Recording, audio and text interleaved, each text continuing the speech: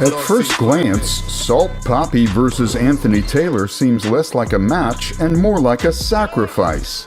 Papi, who's incredibly fast, strong, and smart, seems downright invincible compared to his opponent. Sure, Anthony looks like the most aggressive beaver, but his style is actually perfect for defeating Papi. So let's recall the keys to victory over Salt Papi and see if they fit Taylor. We'll also break down counteractions for Papi. The thing is, these boxers are polar opposites.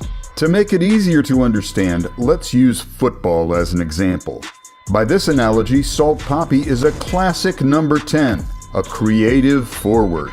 A person who not only scores goals, but skillfully creates opportunities for attacks. In other words, he's like Messi. Not the most athletic player, but he compensates for this with great understanding of the game.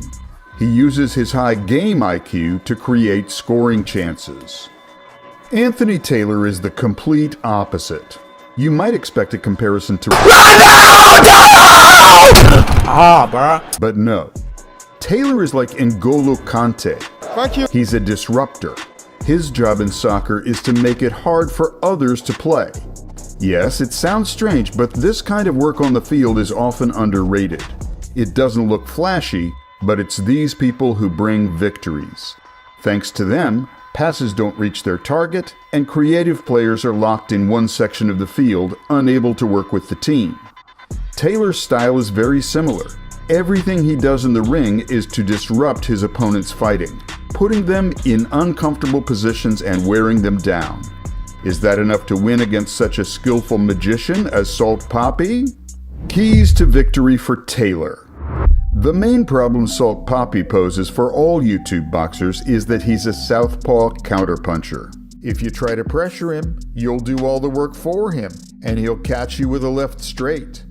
If you try to counterpunch, he'll break you down with feints and knock you out with a hook. So what should you do? First, forget the classic stance. You need to fight in a frontal stance. The point is that Salt Papi is a southpaw, and when you stand in a regular stance against a southpaw, you increase the attack range for the southpaw. That's why he's so good at landing the left hook. In a frontal stance, it'll be harder for him to hit you. To land a good punch, he'll need to wind up too much or step too deep behind your legs and lose balance. At worst, he'll have to abandon the counterpunching style. So it's best to stand frontally, forcing him to work in an uncomfortable manner. The next step is intensive work with both hands. Forget about the lead and rear hands. Both hands should be equally important. But remember, you're fighting a counterpuncher, so focus on the number of punches and feints. That's your main goal.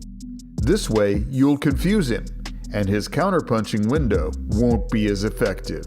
All his opponents tried to hit only the head, but to defeat a southpaw counterpuncher, you need to aim for the liver. In a frontal stance, it'll be easy enough to hit his liver. Southpaws have their right side of the body closer to the opponent, which is where the liver is. Everything mentioned above perfectly describes Anthony Taylor, who has said many times that he's inspired by Mike Tyson. Essentially, he fights like Tyson. He uses a frontal stance, constantly bouncing on his feet and working with both hands. His main issue is that he relies on counterpunches to get into close range. And if his opponent doesn't know this, we end up with a situation like with Ash Raksu. This tall southpaw tried to throw a left hook in the first second of the fight, resulting in a knockdown. If you've been paying attention, you understand that with this knockdown, Anthony showed he can easily neutralize Salt Papi's left hook, then wear him down in the clinch, from where he can land punches. But if the opponent realizes that Taylor is hoping for a counterpunch to close the distance, we'll get a fight like the one with Tommy Fury and Idris Virgin. They used a lot of jabs to slow down Anthony's movement. More jabs also reduce the chance of a counterattack with an overhand. That's why Taylor tried to duck down a lot, so the opponent simply couldn't reach him. and then he'd spring up with a punch. But Idris shut down that option too, throwing timely uppercuts. Still, even with Anthony's attack completely neutralized, his pressure and clinching still worked. Even in a 4-round fight, the opponent leaves the ring totally drained. Does Salt Papi have enough cardio to stop an aggressive beaver? Keys to victory for Salt Papi. There's a detailed analysis of the Filipino's technique on the channel, link in the description. Knowing his style will help understand this video. Salt Papi, a southpaw counterpuncher, has a style that'll work great against any YouTube boxer. His front hand is in the perfect position for powerful swings, and he counterattacks with his backhand when anyone tries to get close. But because of Taylor's frontal stance and work with both hands, Papi needs to adapt to such an awkward opponent. In this fight, he needs to forget about the knockout and work on winning by points. Use not only the power jab, but also keep the opponent at a distance. Constantly working with the front hand can tire out Anthony, as he won't be able to dodge all the time. The jab will also mess up Taylor's vision, allowing Papi to hide attacks with his backhand.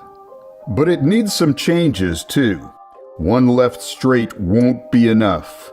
Papi should look at Idris Virgo's work, who skillfully counterattacked Taylor's ducking. And that's not all. Even if Taylor is subdued, he'll still try his luck in the clinch. It's best to avoid that, like Alex Wasabi's style. But if a clinch is unavoidable, don't let Anthony drain your arms. If he succeeds in tiring your arms, jabs will no longer be a problem, and it'll be easier for him to enter the striking distance. Salt Papi versus Anthony Taylor. Considering everything said above, you can see that this matchup is much more interesting than it seems. The fight will start very actively with Taylor pressuring in his classic style. And frankly, the first exchange will answer who will win this fight. If Papi throws his classic punches like a left hook or a hook and a straight, he probably underestimated Taylor and is in for a tough night, hoping for a knockout win. Because if it goes to a decision, Anthony will likely win. But if we see a different Salt Papi, one who's ready to work with the jab, counter Taylor's ducking with uppercuts, or a combination of a backhand uppercut and hook, then the fight will lean towards the Filipino. However, that's just the first exchange. There's a whole bout ahead of us. In 2 out of 3 scenarios for Salt Papi, the fight will be exhausting. If he loses or wins by the judge's decision, either way, he'll have a tough time in the last round. Taylor's pressure will give him the opportunity to take the last round. Body shots and clinching will 100% drain Salt Papi. And since Anthony will look good in the final stretch, many will say that Papi's win wasn't fair. The probability that the fighters will go to the judge's decision is 80%. But if Salt Papi can suddenly work some magic and win by knockout, it'll become an even bigger problem in the future, as no influencer will agree to fight him. If he manages to knock out a stylistically awkward opponent whom undefeated professional boxers couldn't finish, Papi's management should think about a professional path for their fighter.